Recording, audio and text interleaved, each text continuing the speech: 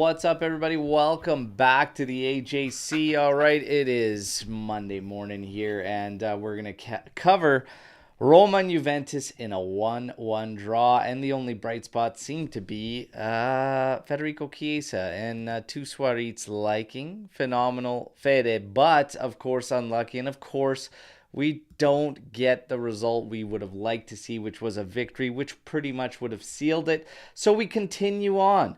And we continue on in hopes that next week against Salernitana, we could finally just get this Champions League qualification done and over with.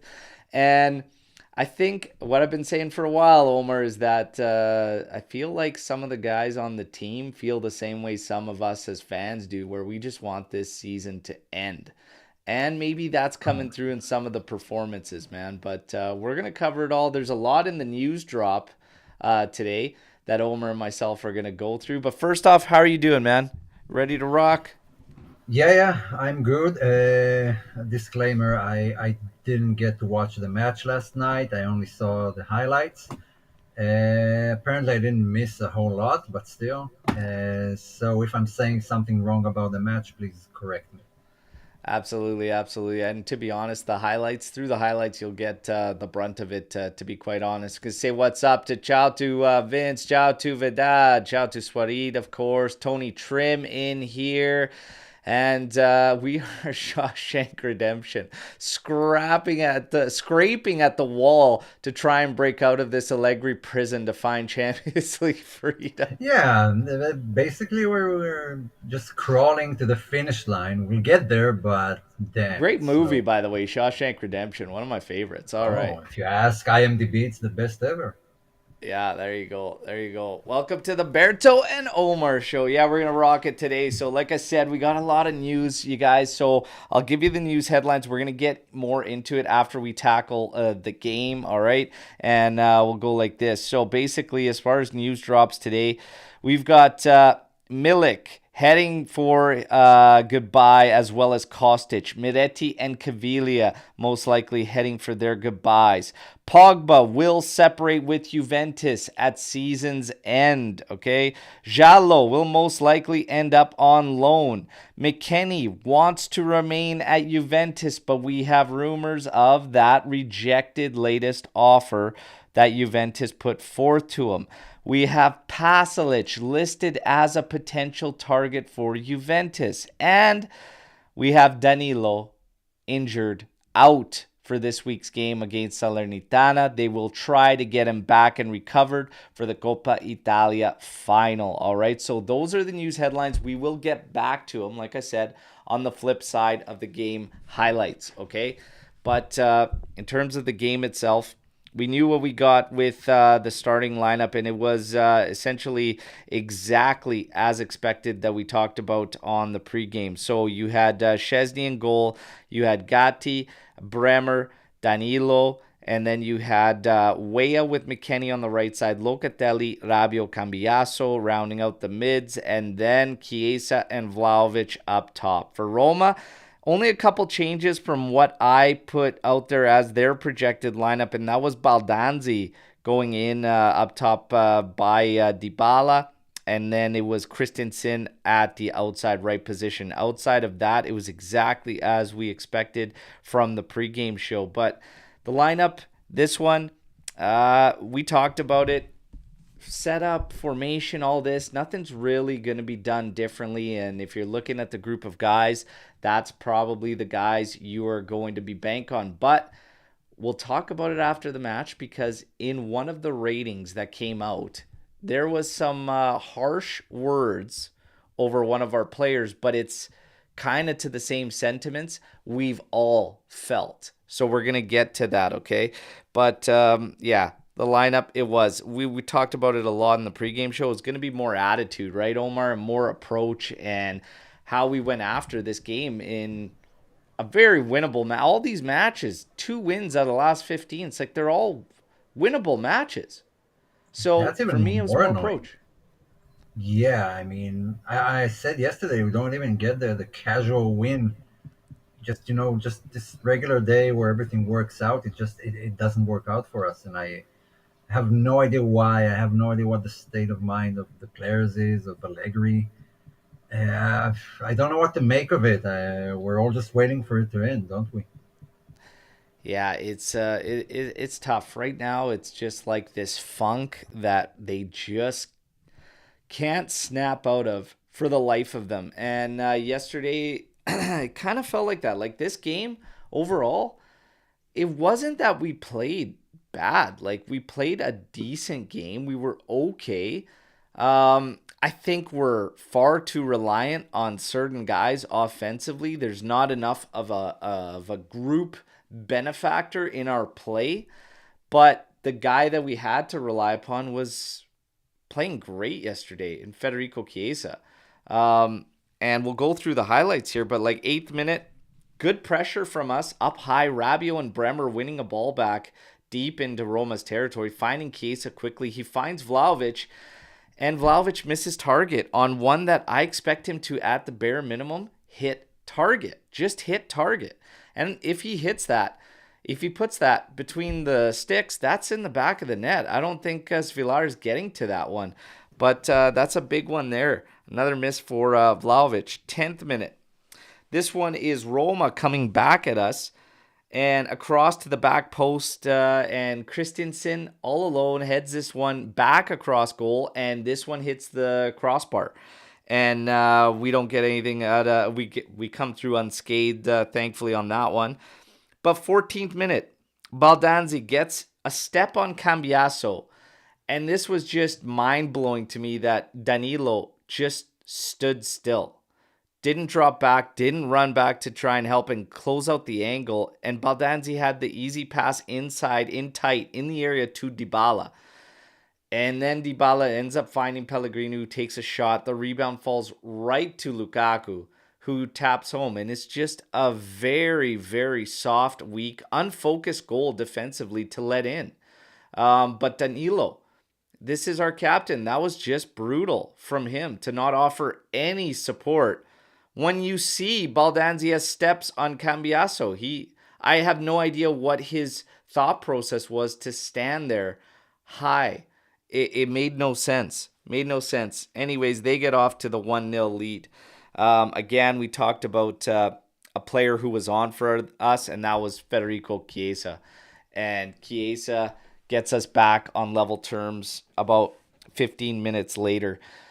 He's found out on the right byline here by Locatelli. He has a great mismatch against Pellegrini, and he does what he has to do, takes him on, and wins that, and then has a left-footed cross to the back post. Bremer beating Christensen and Llorente to the header. It goes in 1-1, and now we're cooking. But at this moment, I remember watching this game, and I was like, what did I say in the pregame? You might remember, Omer, I said, let's not wait for adverse situations or scenarios to kind of ramp up our game. The opening But how 5 minutes, else do you win games? yeah, and I thought the opening 5 minutes, we were good. We were like attacking, we were pressing high. And then it's like they came back at us a little bit and we just kind of shut down. And then when we were 1-0 down, then all of a sudden we picked it back up again. We just got to stop doing that. We got a really bad habit of doing that. But Yeah. we find ourselves at 1-1. We go into the half, and again, it's like, it's not terrible. It's not terrible, but you could tell we need to ask more questions of Roma. They were looking suspect at the back. And Yeah. that was my thing. Cambiaso, I didn't think was as effective as he should have been. I thought Weah was doing good things working with Vlahovic. But the midfield, again, pretty tame from all three of those guys. And this has been a long running story now, Omer. But Locatelli, Rabiot, McKennie, it wasn't enough of an influence from the middle of the pitch to help. And it was literally felt like it was all Chiesa in terms of if we were going to create something or not. That just can't be the way. And against Atalanta in the Coppa Italia, that can't be the way. You know? Yeah, and look, that's not a world class midfield. That's not a midfield to run with. I wouldn't say deep, but even qualify from the Champions League group stage. it's not it. You can clearly see it. Everyone can clearly see it. That's why I think everyone is checked out, because they just do nothing about it. They keep just trying the same thing over and over again every match, and it just doesn't work. But um, it feels like when Dushan is off his game and Chiesa is off his game, that's it. That's it. That's game set and match for us. We Yeah. can't score if those guys are not on it. And Dushan hasn't been on it for quite a while now. What is it? 8 games without a goal, I believe. 8 games without a goal. Yeah, we'll get into And Dushan later, but yeah. and it's sad because Chiesa has finally picked it up in a couple of recent matches. Chiesa is starting to look like the players we wanted him to be, Yeah. but he isn't. So it doesn't help if we draw the match if there's no help. And we talked about yesterday about the partnering of strikers, and I mentioned Quagliarella and Matri when you knew that that's not going to work. But they did have cover from the midfield who took the load of scoring and assisting from them. And we don't have it now. Like if Dushan and Chiesa are out, it doesn't work. Yeah, there are some questioning if it really works that great even with them. And we'll get to that coming out of this game and everything. But RB Comp saying he's very critical of Vlahovic, but can't blame him recently. Like I said, more on Vlahovic coming up in a bit, everybody, as there's a lot in the aftermath here for us to tackle. Chiesa, Vlahovic will definitely be on the map there. And again, you guys, reminder, get those likes up. All right, take a second, like the video. So we get to the second half. Man, this needed to be a goal. It was fantastic. It's a minute into the second half. We find Chiesa immediately after winning the ball. He takes on Christensen, beats him, takes a left-footed shot from the top of the 18, hits the post, and literally just runs out the opposite side. That's when That's just Chiesa... unlucky. Yeah, I mean, and that's when Chiesa's at his best, when we get him in these positions, when he can take guys on 1v1. And in this game, I will say this was probably the best version of Chiesa we've seen in so long, because he was still getting those double teams when he was playing out on the left side.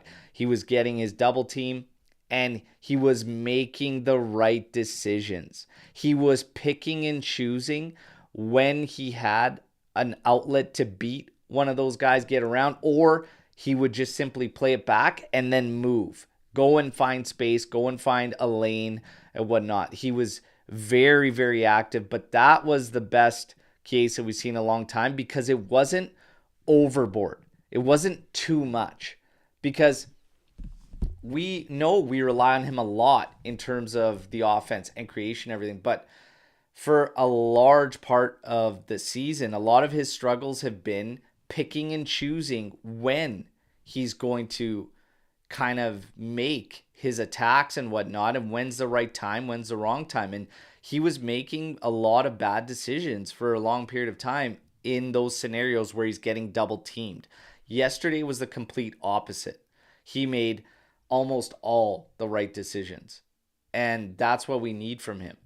The unfortunate part is that when he distributes that ball and moves, we don't have the guys to pull the strings, or that have the confidence to understand what he's trying to accomplish, what the next step is. And then you take that to a whole nother level, because where does the coaching come into this?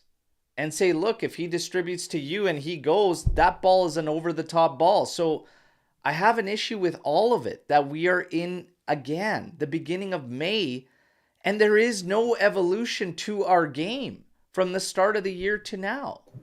That's a from major problem. from 3 years ago, not from the start of the year. 3 years? Yeah, there is no evolution to our game. And even if you want to say that the players, because that is another part of the issues, that the players are lacking. We know that there are gaps there. We know that this midfield is not cutting it, but you still have to take those attempts. You can't just throw your hands up and say, "Oh, These guys just can't do it. Bullshit. Work on it. Drill it in.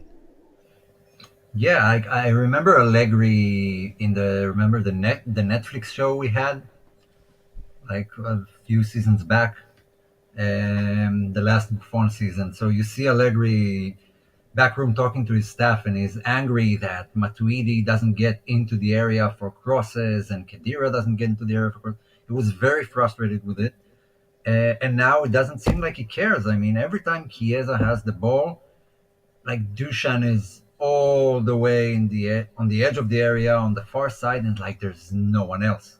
No one else is joining. So it's either a super accurate ball straight to Dushan that he will make something out of it, maybe, or it just goes back. So all of his hard work, all of his dribbling, all of his getting past players, getting close to the area, it's worth nothing, and that's frustrating. I get why he's frustrated. I Yeah. mean, say what you will about Chiesa, he does work hard. He works really hard every match, and sometimes it works, sometimes it doesn't. But he can't do it all alone. Like from the highlights, it seemed like Chiesa versus Roma. Yeah. And that's That's it what it looked because like. our main attacking moments were all him at the forefront. That's exactly the way it was, right? So we talk about that scenario in the 46th. In the 61st minute, again, it's Chiesa cutting to his right, uh, driving one short side, forcing a stop from Svilar, and he makes a good save there. 63rd minute, we get a long range attempt from Rabio. It's a rather routine save for Svilar. In the 68th minute, though, Roma comes back at us. Christensen with a volley off a tech ball that was punched out. And this was a big stop from Danilo. I personally thought Danilo struggled quite a bit in this game, but that was a big intervention from him, keeping it level at 1-1 for us, okay? 79th minute, Locatelli steps into a volley on a scramble in Roma's area. He doesn't really drive this thing, but he bounces it off the ground, a one hopper, and it's going up towards the upper 90 there. And Svilar gets up nicely, makes a big stop there. 87th minute, Moise Kean was one of the substitutions that came in. Vlahovic and Chiesa were removed, and Kean and Milik were both put in. And that one, to me, it just kind of, it's terrible. It's terrible to take the one guy who is literally your driving force in that game off for no reason. There's nothing to rest up for. There's really no reason to take him out of this game. But, you know, Allegri had said, I needed some fresh legs, whatnot. Roma was pressing, whatnot. But your midfield was in much dire need of fresh legs than those guys up top. Way more desperate to get fresh legs in the midfield. And that didn't happen until the 83rd minute. Alcaraz came in. You were risking more by leaving those midfielders on there than you were substituting two forwards, both of which who were actually doing their jobs fairly decently. Because while Vlahovic was on an island, I thought his holdup was good, and I thought he was working hard. And like I said, Weah, we're trying 1-2s with him and everything, but Chiesa absolutely doesn't leave this game if you are in fact going for the victory. But it could have been this, hey, let's keep the advantage in the head-to-head by keeping this thing level at 1-1, and we go on.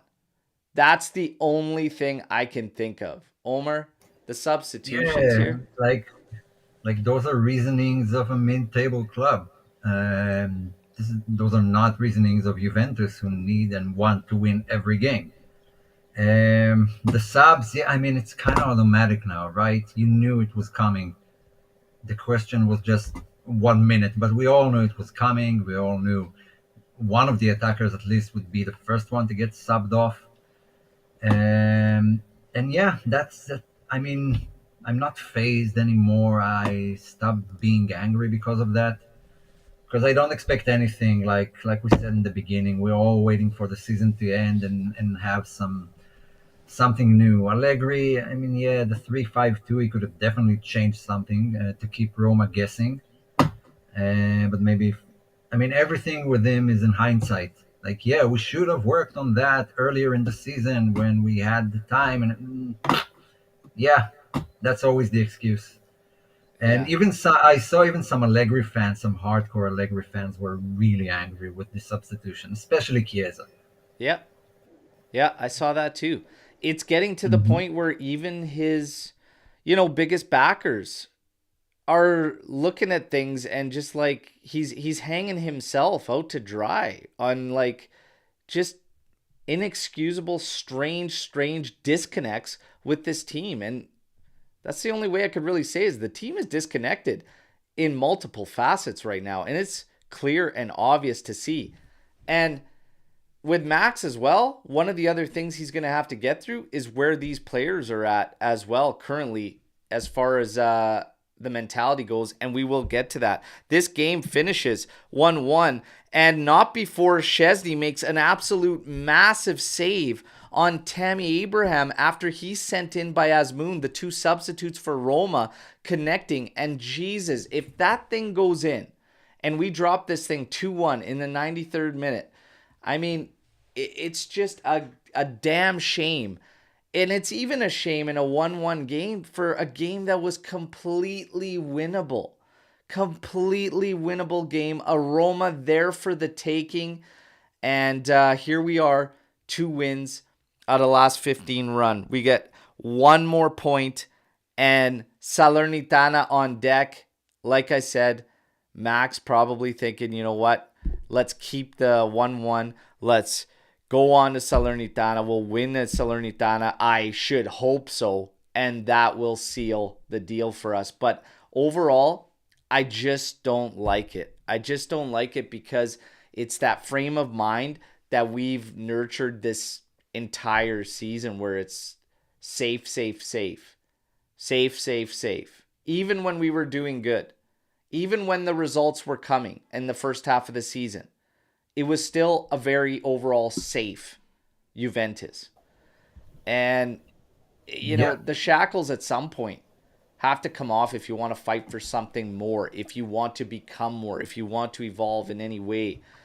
No, And not if you're Allegri. so Apparently, the it's shackles frustrating. do good. It's frustrating from Max, and we get to, like I said, with the whole Chiesa thing, he talked about getting the fresh legs out there, etc. He talked about the midfield and just saying that, well, we've dealt with, and this is something I'm not really liking because when things were going well, he was saying the right things, and I was enjoying his pressers and everything.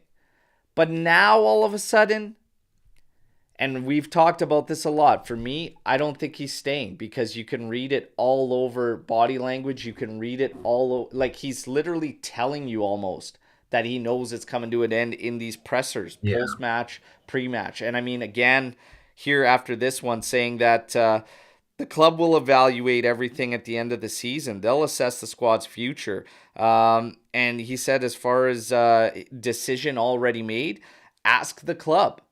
Okay. And that's what he's saying. So I think it's all but announced, to be honest. But in terms of the midfield, now we're hearing about him. Well, we had McKennie, Locatelli, Rabiot, and Miretti until January 28th. We missed Pogba. We missed Fagioli. It's like, dude, come on. Come on. Are you serious? Like now all of a sudden we're going back to it's 2 wins in 15 games. And you were getting the job done in the first half without Pogba and Fagioli. So don't tell me that now all of a sudden this run is because of Pogba and Fagioli. Bullshit. It's bullshit. You No, know? that's reaching for excuses. Just you know, whatever excuse is available, he can use it. Yeah, I mean we've done well up until January. Same players, same lineup. We didn't get anyone in the market who changed our team or made us worse. There's just This he's out. I mean, come on. This team has Yeah. given up. This team, like when the results stopped, when things started going sideways, the only thing clinging them to this style of play that I think that they ultimately don't really like. I don't think anybody's really happy defending so much because it's exhausting. It's Why fucking would they? exhausting. Why would they? And I Do think that you it's want to just play without the ball in your feet? Playing football without the ball at your feet? It's just what's the reason? What's the point? to everybody. And that's the thing. It's like it's not just top sides. It's like to everybody you play that way. To me, it's done. It's just a matter of time before we get the announcement. I think it's Oh, everywhere. like a day after the final game, I believe we'll get the announcement. You can see it on his face. You can see it on the players. I've said it yesterday. I don't believe Juve are changing their mind every week based on the results. They know what they want to do. If Max is out, he already knows it. It wouldn't be like a surprise suddenly, and he'd be like, "Oh, why? We got Champions League. We got the final of the Coppa Italia." There's context to it, and the reasoning for it is not based on what we've seen in the past month. And you look at this in his post match, okay? So he says, the regret is there. We've only won twice in the last period. After the defeat of Milan and the game lost in a bad way to Udinese, we collapsed. When you lose sight of the main goal, even though we knew that Inter were clearly stronger and you had an advantage of 12 to 14 points over the others, you tend to slow down. At that time, we started with the expulsion of Milik with Empoli. Then Vlahovic and Keane were not well. Chiesa was not well. Rabiot was stopped. McKennie came out with his shoulder issues. We had unfavorable situations. Excuses, excuses, excuses, man. Yeah, Like go look at Milan's absentees list from this season only. It's like triple what the players were missing, and they're still above us. So I don't every buy those excuses. season, you have to deal with these types of things. Like it is what it is, man. And And it guess what? doesn't It's one game a week. I mean, it's and going to get worse next season. and it doesn't excuse the fact that these guys are in the lineup no matter what. And like it's like Caviglia should have had opportunities. You can't have a guy, I don't care who the hell his name is, struggling as much as like Locatelli has without just saying, okay, you know what, man? Like I'm going this route and you got to pick it up. Call your players out. Do it. And if they don't respond, okay, well then we know what we've got. And You now know, you've got but to rely on him. Now you've got to rely on him for the Copa final because he's the only one who played Locatelli's position, and he doesn't have any game time in him. What does he amount to? Like exactly.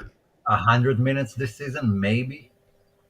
Exactly. And that's going to be a big, big storyline around that game. Is like, this should have been split up more, okay? Because there's been nothing for us to cling to that, like, these guys have to be locks. Even Adrian Rabiot, as now we get into this post game and everything there, and he got rated 5.5. And Tuttosport literally posted this saying, looks like he's had his bags packed for weeks. Yet he's still in there, game in, game out. And is that because we need the results? We need the points? And Max doesn't think it can happen with a substitution with one of those other guys that we have there? Or is it like, what is it? What is this stubbornness to just say, you know what, man, like this can't fly. Like you still have to set standards, even if I get it. There's been a big letdown because the objective we should still reach this, even if we can coast there and scrape through or whatnot. But it's setting a bad overall tone and message just in general around this team, and especially ahead of a Coppa Italia final. Yeah, because the players who doesn't have a guaranteed spot in the team, they don't get a lot of chances to show like one bad performance, and you probably won't see them again. and those are the young guys. So yeah, the contradictory in it, like Rabiot gets, no matter how many mistakes, how many bad performances he has, he'll keep that spot in the starting lineup. And Nonj made one mistake, and that guy back to the next gen. I mean, I don't know what to make of this team. I don't know what Allegri wants. Maybe he's doing it just to spite. Maybe he's had enough. Maybe he just hates the rest of the guys. I have no idea, but none of it makes sense. Yeah. None of it. There are no It's standards. There are no standards in the team right now for, and there are no rewards for good performances, and there are no punishments for bad performances. And that's yeah. not the way a football club should run. I'm gonna get back to this comment from Amam here. I wanted to highlight it for a second. I'm gonna get back to it. Great comment, and it does segue perfectly into something I wanted to bring up and discuss. And Vincenzo saying it would have been good for the young guys to play, but nothing would have saved this team. And that's the thing, because I do agree with you, Vincenzo, and I do think like it's not saying that it was gonna save everything and it was gonna be drastically different, but it's about setting that standard overall. Because in Max's presser, he actually stated this and said that, where was it here? The experience or the foundation has been laid, like this team's got a great base or whatnot. Do we? Has the foundation really been laid here for the next guy to come in? I don't What? think No. so. Whoever comes in changes everything. Yeah, like I Like don't half think of the there is a roster foundation formation. that has been laid there. I don't No, know. it's a And foundation for Max's philosophy, not foundation for Juventus, and definitely not for the next manager. yeah, it's not there. In terms of Amam's comment here, why not just announce Allegri's exit before the end of the season? Makes the rumors go away and may make the players more assured. So, you guys remember what I told you a week and a half ago on a live show that what I was getting is that there are players, and now we're seeing Tuto Sport call out Rabbit saying it looks like he has bags packed for weeks. I've been saying yesterday, McKennie, I get he's got a shoulder issue, but I don't know. That's not the same McKennie that we've been used to seeing. I know he said the right things in his post match presser, but I'm really concerned about where these guys are right now mentally. And I feel like the majority of this squad is checked out. And again, this all ties in. Young players, guys playing in behind guys that not haven't necessarily done well and still can't get into a lineup and whatnot. Do you think that even these guys aren't checked out? What's keeping you locked in? Hmm. If you're not going to get a chance while a guy's Look, been shitting his pants on the pitch for 10 games straight, you're hmm when are you going to get your moment? Whoa, because somebody's suspended out there? And don't be surprised if we see something way out of left field in that game that isn't Caviglia playing in that Coppa Italia final. Don't be surprised. Don't be no, surprised.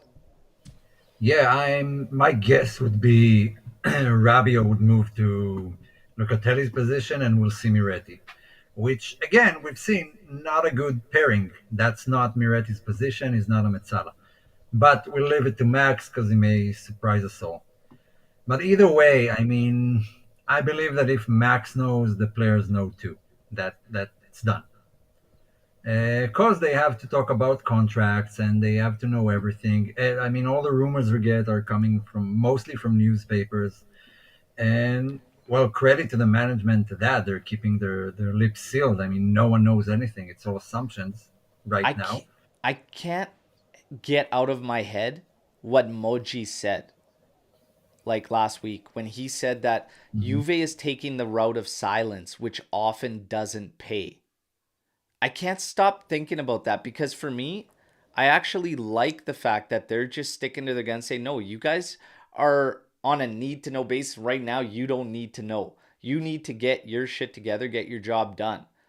Like, and exactly like being said here by Shreya there, it's going to be Cambiaso in the middle. Or sorry, with excuse me, that's not the one I wanted from him. I wanted this one.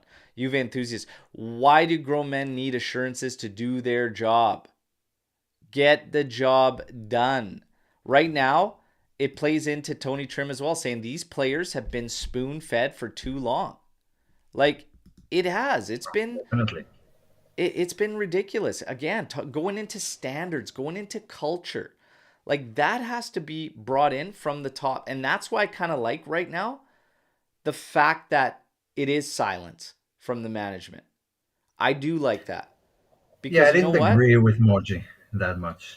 You what? I didn't agree with Moji that much. I don't really agree with that. The road of silence often doesn't pay. I think it's actually going to be better when you look at the contrast. Do you remember Arriva Bene and him stating everything publicly, which was kind of cool in terms of a transparency aspect?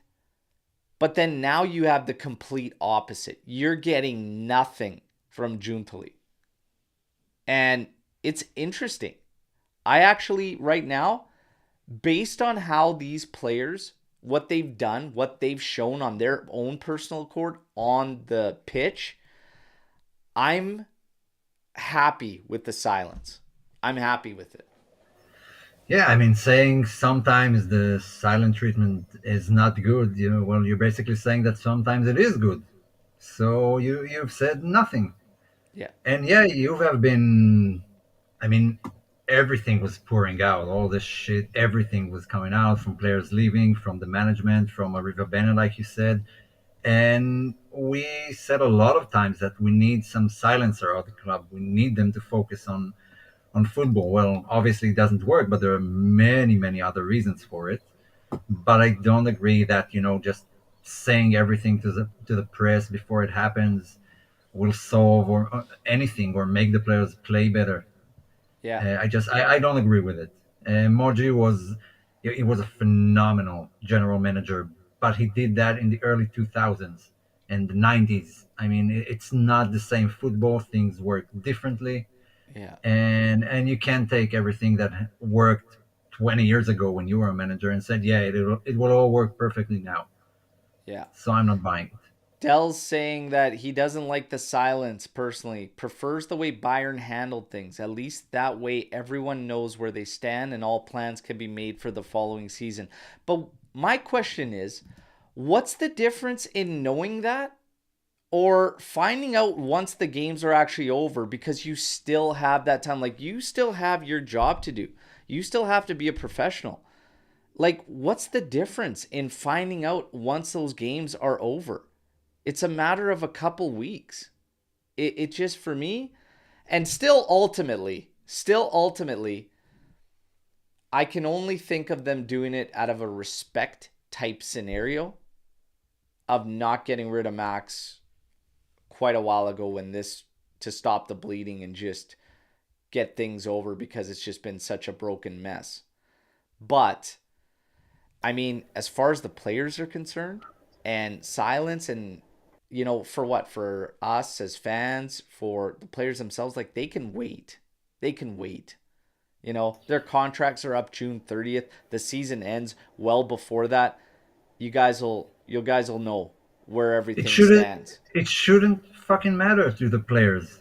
I mean, they still have to do the exact same thing. Doesn't matter if Max is in or out. They have to go out there and give their 150% every match. And what does it matter if we're silent or we put it all out? And Bayern, yeah, I mean, we can't compare ourselves to Bayern, not financially, not the way the club works, because the entire Bundesliga works differently with ownerships and stuff, and the fans are very involved, and the shareholders are very much involved. So we can't compare to that league specifically. Um, but yeah, I mean, if they already said that, I mean, back in I don't know March, then why not fire him right now? Why put that burden on the team till the rest of the season? Yeah, it's a difficult scenario right now for Juntali, especially looking at the roster. We talked about this a lot recently, and that's just how many players are on contracts expiring or going to be expiring next season.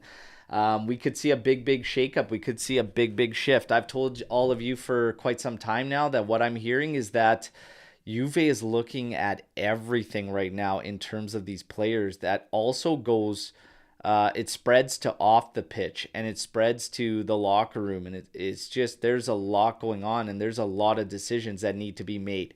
We got to get into some of the news. We got to get into some of these things.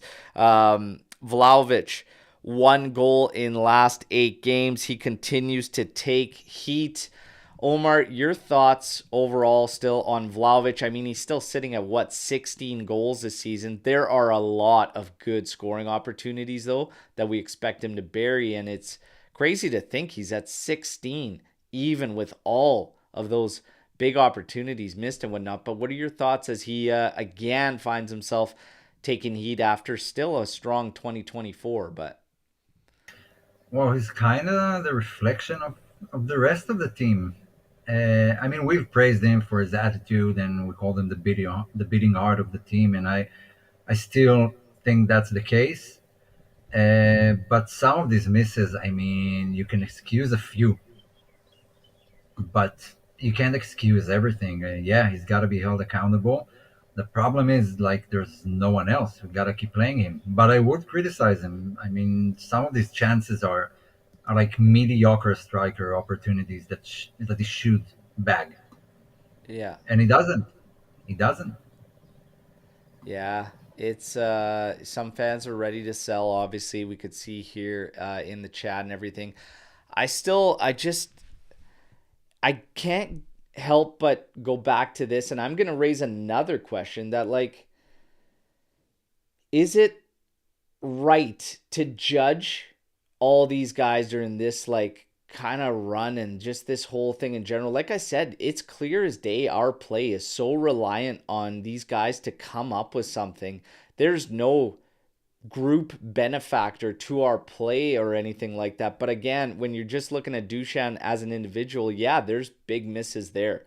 He's still on 16 goals though. And for a lot of those, we weren't generating much, and he still found a way there. Um, I think his attitude is much, much improved. I think yesterday he worked his ass off. I just saw a guy that was on an island that was being the target man, that was being the holdup guy, that was doing his job. In Hmm. terms of moving him, it would really depend. And I say this because I've been saying this as of late. I'm willing to listen to offers on almost everyone on this team. I'm not really connected to anybody.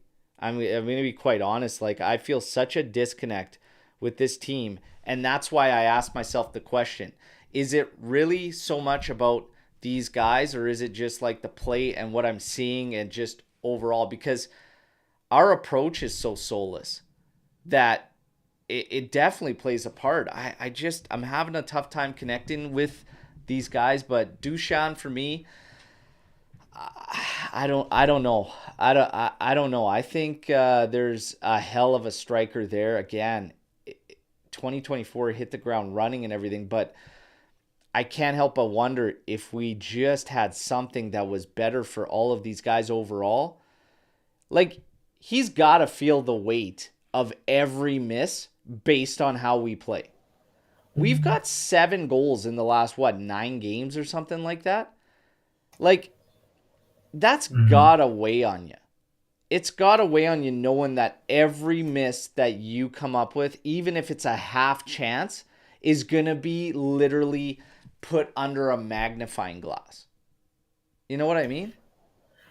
Yeah, of course. I mean, okay, when I criticize Dushan for his misses, I'm not criticizing him for the rest of his play because he's isolated. He's just the lone man up top, and with no aid, no nothing. I am talking specifically about misses that it should put in, that a top level striker should bag. But he's not like the problem of the team. As far as the team goes, yeah, I mean, I look at the lineup every match, and how many players here do I like?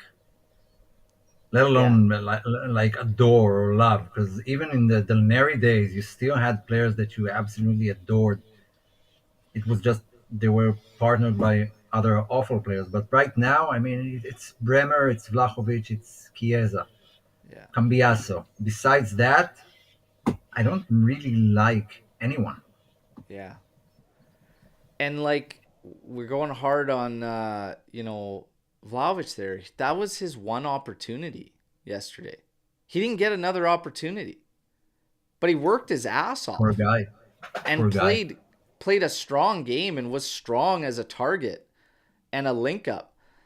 So that's why I feel like it's really really difficult setting into quite a few of these guys. But there's got to be some guys we're ready to make a decision on and say goodbye. So from you, Omer, right now, and from everyone in the chat, I want to know who are the guys you can automatically like. You don't need to see them in another coach or another setup, whatever. You're just ready to say goodbye.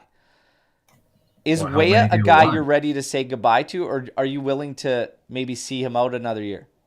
No, I want to give Wea another chance. Sometimes it's a tough league. I've talked about it before. I want to give a player in Italy more than one season. Usually, Okay. I mean, it's not easy. Yeah. Look at Tonali and some other players. It doesn't always click immediately, especially not in how we play. Um, Keane, Milik. I mean, I might, I might want to keep Milik because I don't see us bringing in two substitutes for a striker. But Keane is definitely out. Kostic definitely. Sandro we know is out. Rabiot can leave for all I care. And Miretti can leave, in my opinion. Okay. Who else? Yeah, Giuntoli has a lot of work on his Yeah. Good plate luck and before he even Godspeed. before he even buys anyone. Like he has a So lot of stuff Milik to is finish one on. that keeps getting brought up, and there's some fans saying, why move him? Why move him? Keep him around. And what do you think about that one, Omer? Say goodbye or keep? No, I don't think he's good enough. But like I said, I don't see us replacing two bench strikers in one window. So one of them has to stay, and if I have to choose it, it would have to be Milik. Yeah. Trey G's ready to say goodbye to Vlahovic, DeCilio, Keane, Sandro, Kostic, Rabiot. That seems to be the common, the usual suspects there in Kostic, Rabiot, Keane. Sandro's obviously a goodbye. DeCilio, it is what it is. He's not even a real human being, everybody. Um, he doesn't even exist. I'm convinced of that fact. Milik is like, yeah, I mean, you're not going to get big money. You will get capital because he stands us like next to nothing. But it doesn't really, it doesn't really push the needle for us in any sense. So why give yourself more work than you have to? I'm probably okay with Milik sticking around. I'd look to move Moise Keane and go that route. As far as everybody else, I agree with the list. And now we get into the news. Milik heading for goodbye. Kostic, Miretti, Caviglia. What's your thoughts on Caviglia? I mean, I haven't seen him enough. We haven't seen enough, right? Yeah, Exactly. yeah. If he's the one of the guys to pay the price, I'm fine with it. Just because I have no idea what he can offer to this Yeah. team at this moment. He got too few minutes to do anything, and that's as a defensive midfielder. I mean, he did great against Inter in the first round. He was actually very solid in that game. Here's Uh, one of the things I do feel bad for our coach Max Allegri for is the fact that these guys, all these guys, have zero consistency to their name. Zero. Danilo has lost anything that he had going for him that was making him this guy that we felt confident in, that would always give his all, do his job, whatever. He has been so bad this year. So bad this year. Okay. Does he make the list of guys to go? who was it? Sorry, I was Danilo. reading through the comments. Danilo. He has been so That bad this year, man. that might be the toughest question. Um, I Because don't we don't know. want to give ourselves too much work. He might be safe just because of that fact. But I'm honestly thinking about it, to be quite honest. He's been poor this year. and that's Like our captain. I wouldn't be angry if he left, if they sold him. But I still think he can. With what do we have? Five competitions, four next season. I think it would still be good for the roster to some degree, but not the way he played this season. I mean, he was He, fine up until January, and then it all went to shit. So I don't know what to do with him. yeah, I think he's Honestly, gonna it really be depends on the numbers. Danilo for me is we should look to find some way to not have him as a main guy next season. We're gonna keep going down some of the list on some of these guys. Gatti. And actually, I think there was a storm the barn from Swarit saying, should Gatti be sold? I feel that he is technically not that good. Look, when I get into the consistency of these players, there's nothing there. Rabiot not consistent. And even Chiesa, who we praised. Where the fuck has that Chiesa been? There was nothing stopping him from doing that. Like I said, he faced double teams yesterday. He still made the right Mhm. decisions, was still doing it. So these guys hold no consistency to them straight across the board. And that's what I talk about standards. That's what I talk about, like from Max, bench those guys. But I know that the results are so important, and you think that you are hurting your chance of getting results at any point of the season, which ultimately is always the goal, is getting those results. But at the same time, you have to do something that lets these guys know you can't coast through 2 minutes at Juventus, let alone game after game. So while we were praising Chiesa, where the fuck has that guy been? There's been nothing stopping him. Do you Mhm. agree? Disagree?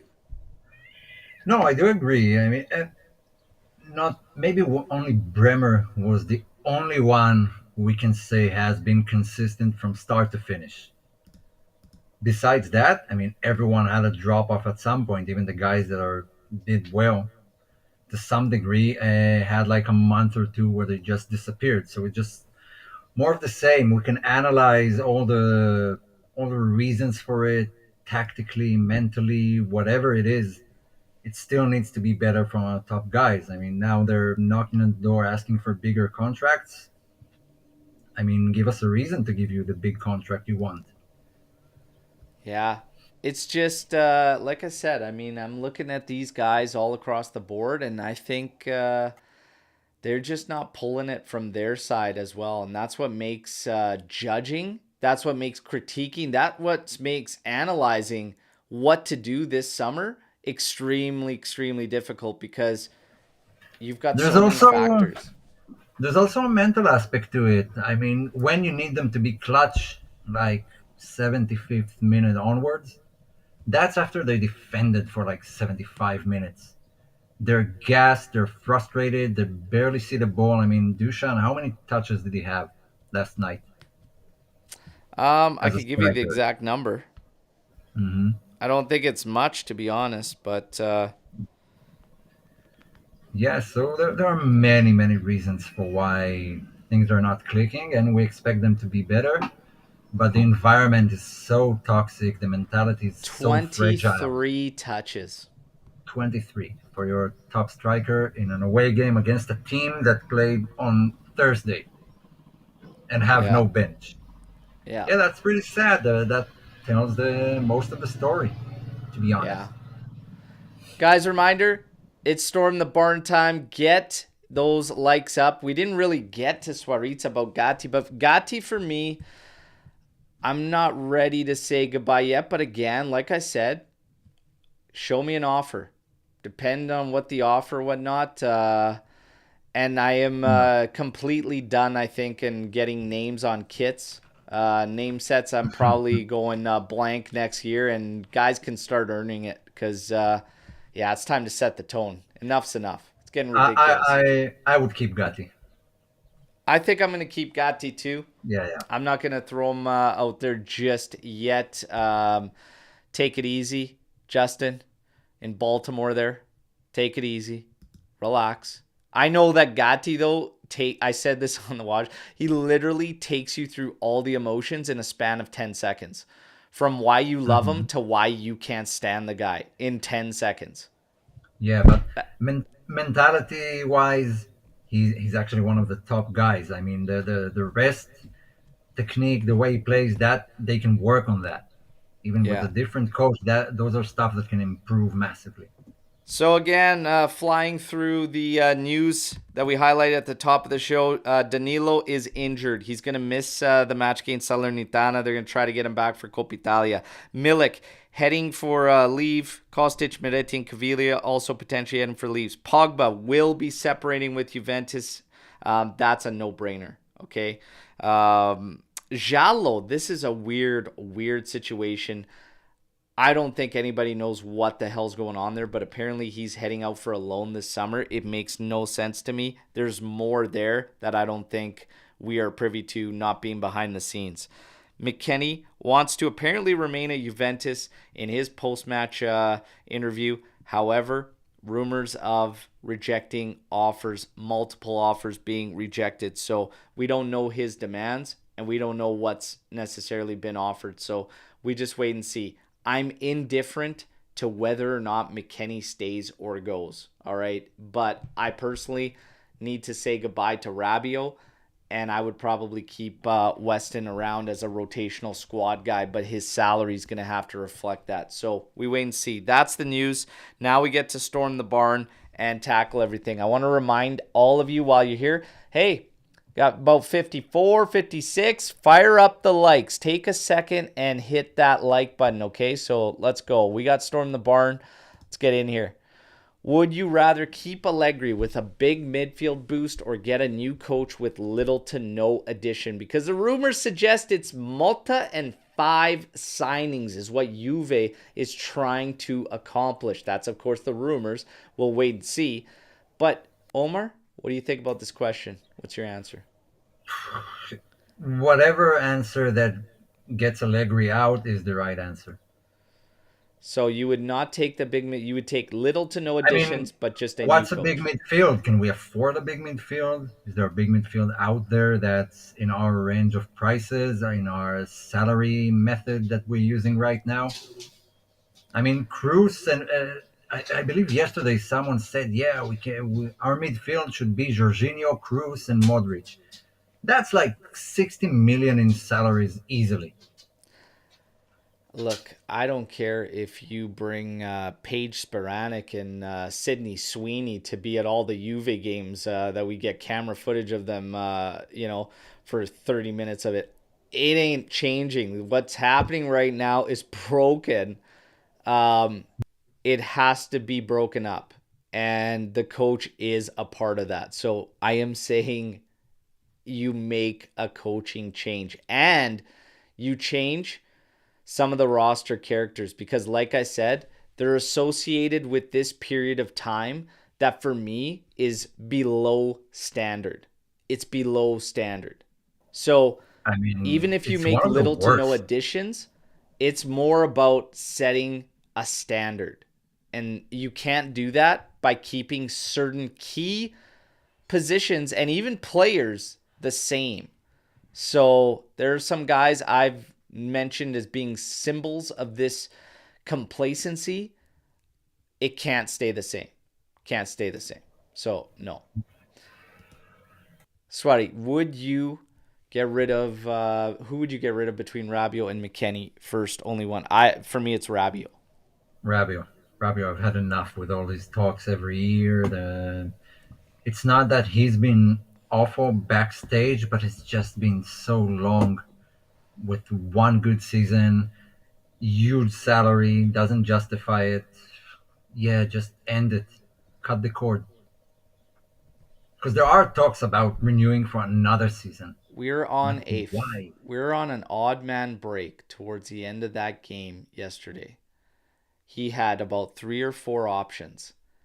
Rabiot plays an absolute fucking muffin right into 3 Roma players that if he takes 2 steps, he's just run right by.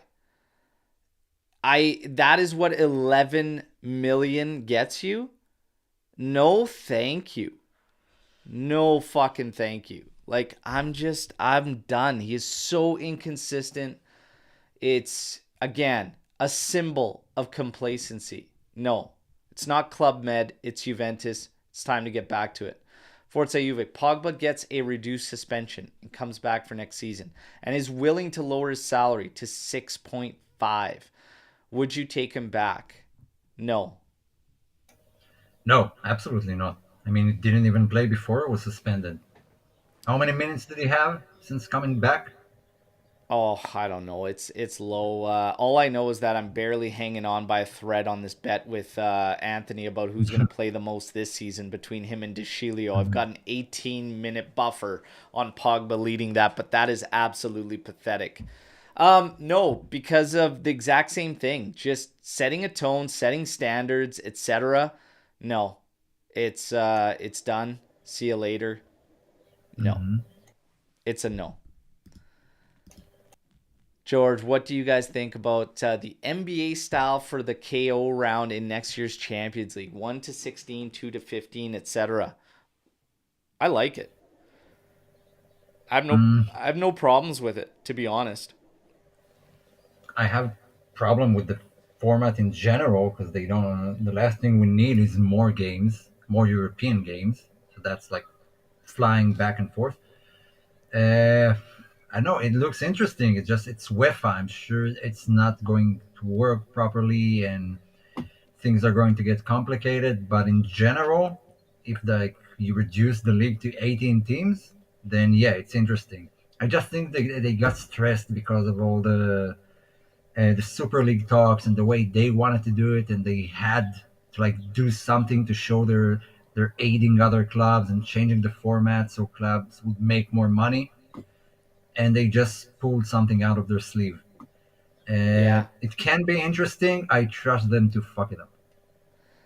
I would actually, I've always said it'd be a little bit interesting to switch it up and not go first to last and do like 1 to 10, 2 to 11, 3 to 12, etc. and just get it a little bit so you get the bottom team playing the mid range and then top playing like top of the second half.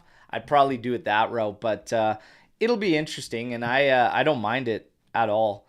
We'll see what happens and how it works out. UEFA will probably find some way to fix whatever the hell's going on. Anyways, Vidad, how Jan Bissek don't need a loan to get familiar with Italian league, and Thiago Giallo that was defending Mbappe, Messi, Neymar, Ben Yedder needs. Like I said, there is no way I'm believing what we're getting fed about adapting. Like, has Italian football reinvented the fucking wheel? No. There's something going on there. I have no idea why we're even talking about a loan for a guy we haven't seen for a single minute. You're telling me in just training, they know he's not capable of playing the Italian game?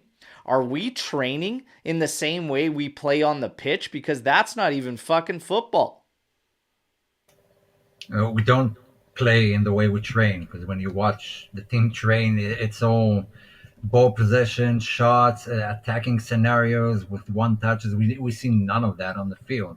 It's all down to like personal brilliance of some of our top guys, and that's it.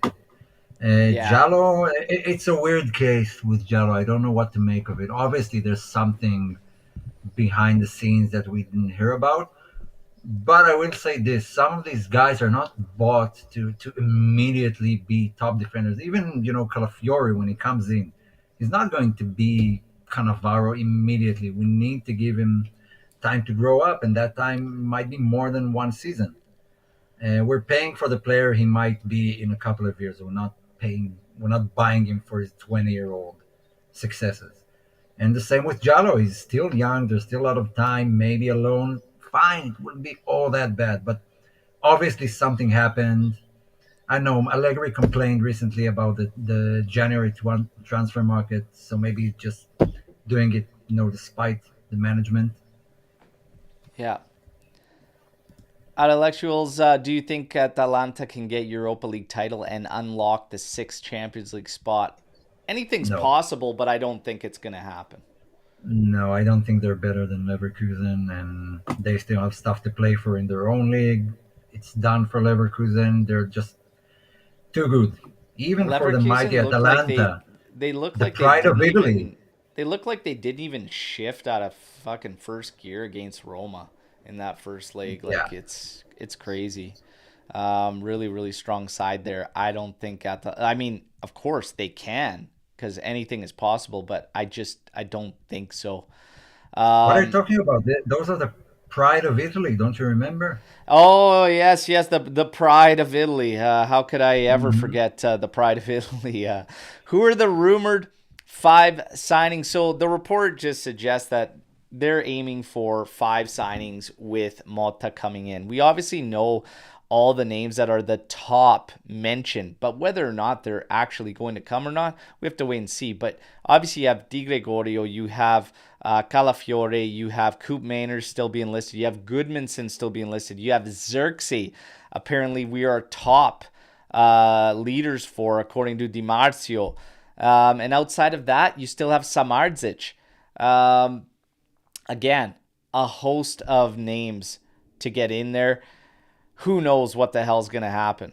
Who knows? Okay. We got, I think, a couple more here. Tony Trim, what do you guys think about a coach like Mota coming in and actually helping players like Gatti, Vlahovic, Chiesa, Luca, Yildiz, and the younger players? I believe he would help with his tactics. So he's working with a younger group. He's working with a less expensive group. But tactics, you know, I think just in general, something fresh that the players agree to. We heard last season in the summer, that Allegri said that this we play the way these players have agreed to play. Have they? Did they? I don't know because I don't get a sense of belief in these guys that this is the way they want to go. And when you have a complete meltdown like we did this year, I think they threw in the towel because they found out that, well, they got exposed and whatnot, and they couldn't snap out of it. And they don't believe that they're doing anything that can get them out of it or that is good enough. I just don't think they believe in Max, and I don't think they believe in what he's doing. So, as far as helping these players, it's got to be something that's more organized, that sees more of a group contribution rather than relying on just players in certain roles and saying that these are our guys for creation. Well, no, utilize everybody. Like, let's get everybody involved. Let's balance out our play so it's not left side dominant or right side dominant. Like, let's figure this out. Let's find a way that our midfielders can contribute. Let's find a way that their roles make sense. Rabio and depending on him for multi-digit goals season in season out is not a good game plan. You know what I mean? So, yeah, I think ultimately any coach could really help if he figures out something that's more beneficial to the group. We don't Hmm. have the guys to rely on. It's not going to work like that the way it did back in the day. It's completely different. Omer? I think Mota will help them. I've said it a lot this year that these players don't look like they're trained. Those young guys, they don't finish training for football by the age of 18. They still have a lot to learn. They need guidance, and that's where Allegri's faults lie. He's doing a lot better with seasoned players who understand roles, understand like the momentum in games, understand tactics of where to be, when to be. I mean, yeah, he told McKennie that he wants 10 goals. Remember that? I want 10 goals. It was last season, but still. I mean, how if you're not putting him in the area? 10 long shots in goal. There's something not working, and those players need a lot of guidance. And you look at how Bologna play. How many players from their roster would you be excited if you were signing? aside from Calafiori, Xerxes, and what's his name, the Scottish guy, Ferguson. Would you be happy with Ndoye? Would you be No. happy with? No. Porsche, maybe Porsche is a good right back in my opinion, but still Juve level, Europe level, I don't know. But they still managed to be where Juve are. So That's what's the exactly difference? it. That's exactly it. It's, and again, you talk about coaching and everything like that. I'm fine if it's Mota. I'm honestly fine if it's a couple of the other options in behind. It just, again, you need something different. What we're doing right now isn't working. You just need I think just even a fresh set of ideas, and the message coming from Max I think has just fallen on deaf ears now. And yeah, I see no way it remains the same. Trey says, Omar, just please wear that lucky tank top for the Coppa Italia final. All right, so I you got got you. it. You got it. That's a promise. Vidad, do you think there is some bad blood between the players and between the players and coach? I Yes. don't think there's bad blood. I wouldn't say bad blood. I just think that, you know, it's it's a lack of belief in what they're doing. Maybe what they're being asked, etc., but it doesn't seem to be clicking on all accounts. And we have heard a lot about locker room and players looking for assurances and the club being silent and Max still needing to depend on these guys who probably have checked out and checked out weeks ago. It's a difficult spot right now. You just hope that they rally together and meet the objectives. I'm not worried about Champions League. I think ultimately, I mean, shit, it should be settled next weekend.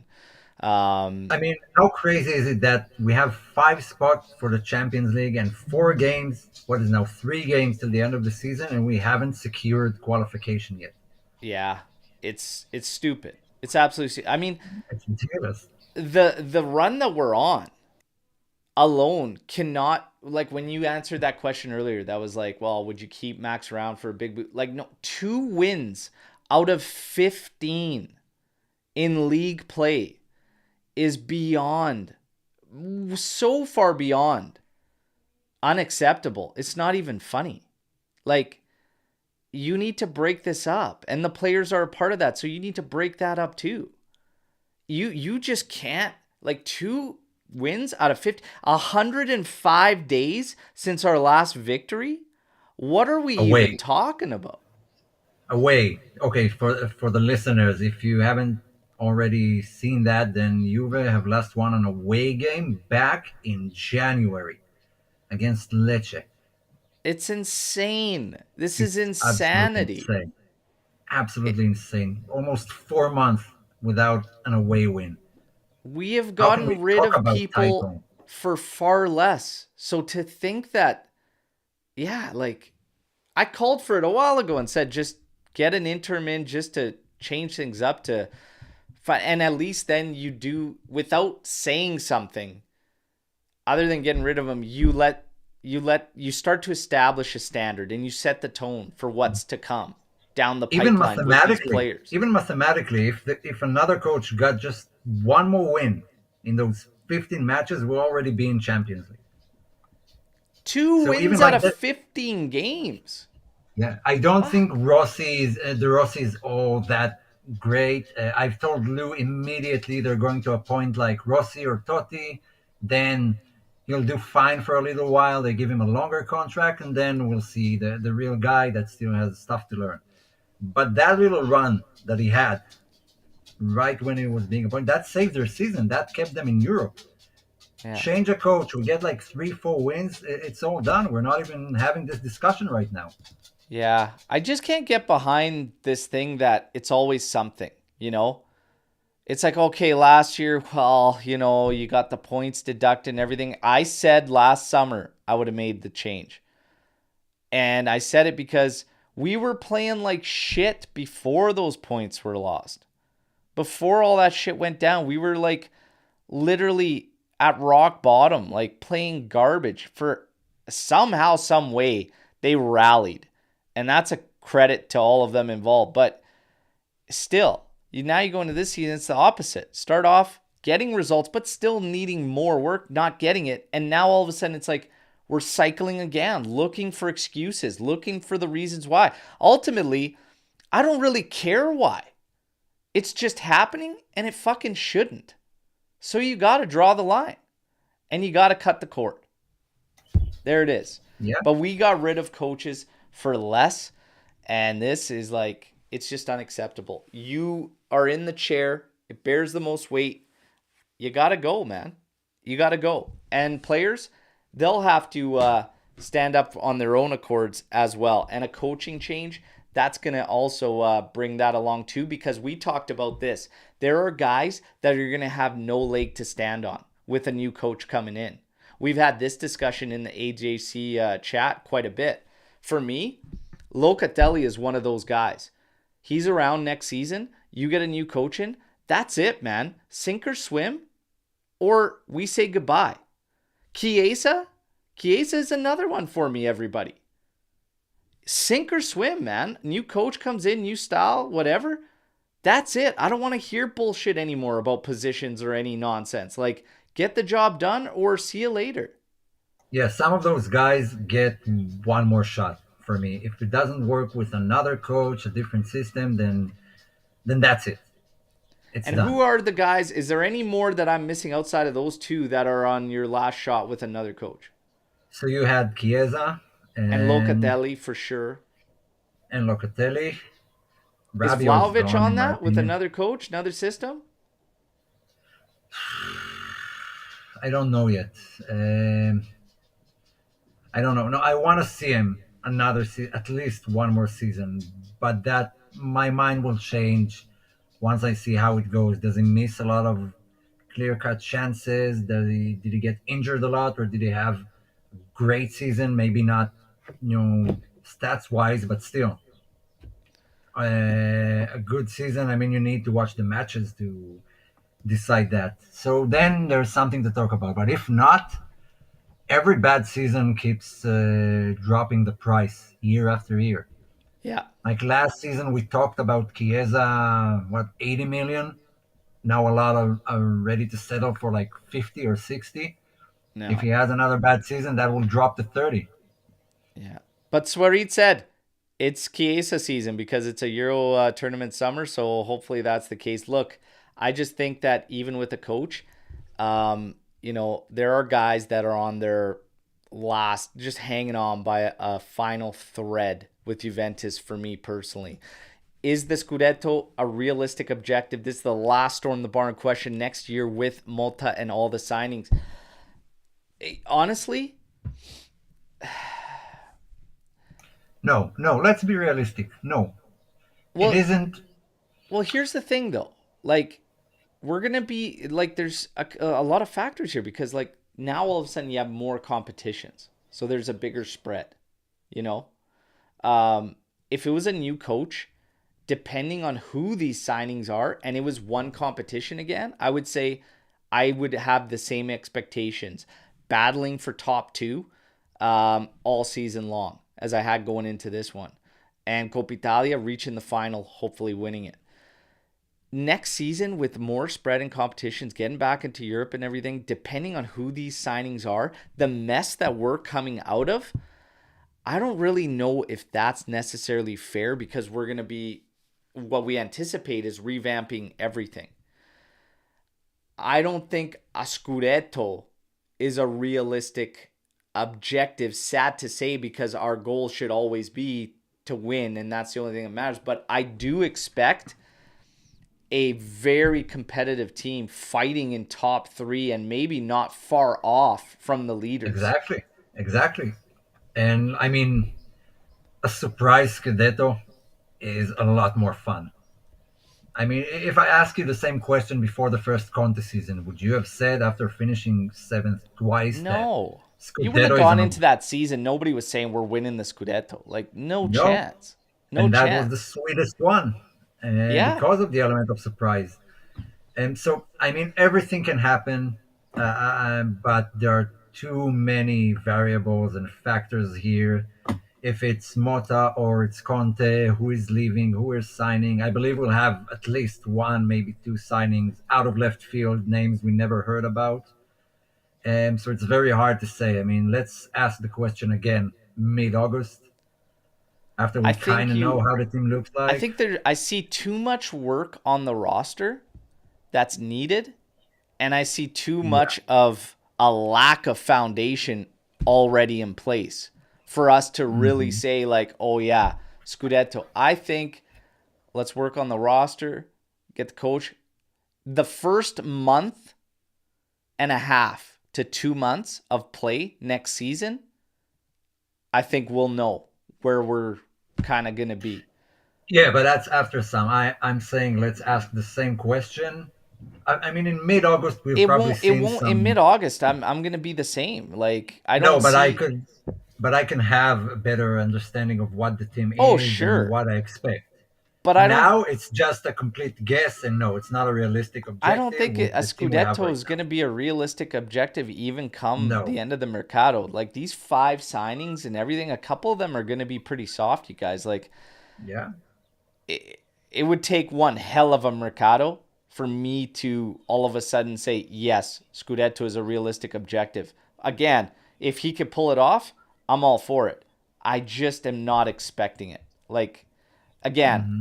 I want us to just be competitive in that top three, but actually tight to the leaders. That would be like an expectation as we're spread out in European play, Copa, and then at the end of the season, you're going to have Club World Cup, but we're in Super Copa tournament as well too. So Yeah. again, we lost that competitiveness that we had this season because I wanted us to be in the top two, fighting for the, especially with only one competition. We lost that. We had it first half, lost it. I need this team to be competitive for a season's entirety.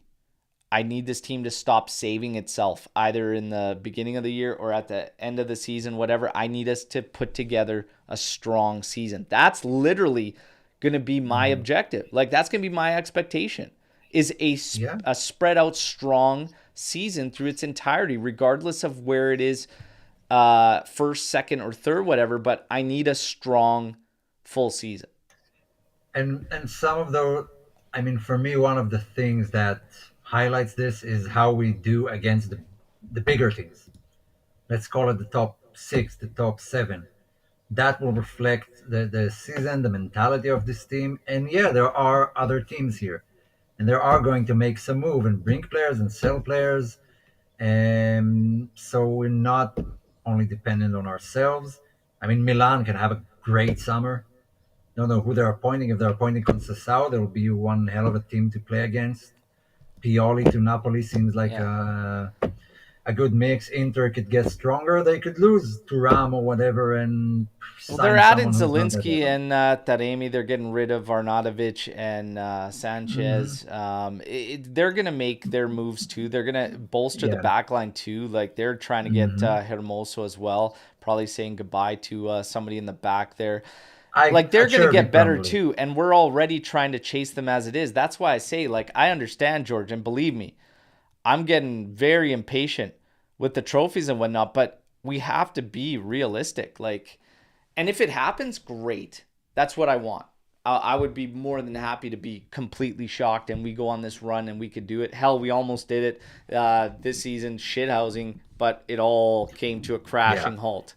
I And I agree will. 100% with Vidad here. Top three, Copa, and improvement on the pitch. Priority. Yeah. Compete in top three for the season's entirety. Copa, improvement on the pitch. Priority. Okay? And And then we if we approach. want to start talking about the big guys and start playing in the big leagues with the big teams, we need to start winning some trophies. We need to start earning money aside from the regular income. Otherwise, we'll be an Atalanta buying young players till they're worth 40 million and then we sell them. And we don't want to be that. So this team has to start winning some trophies starting now against Atalanta. Starting We, now. And hopefully yeah. we get the job done against Atalanta. But like I said, It's going to be very, very tough one. And there are some factors at play there that we wish would have seen some basis through the season with the young guys that we might call upon. But again, don't be surprised if we get something out of left field.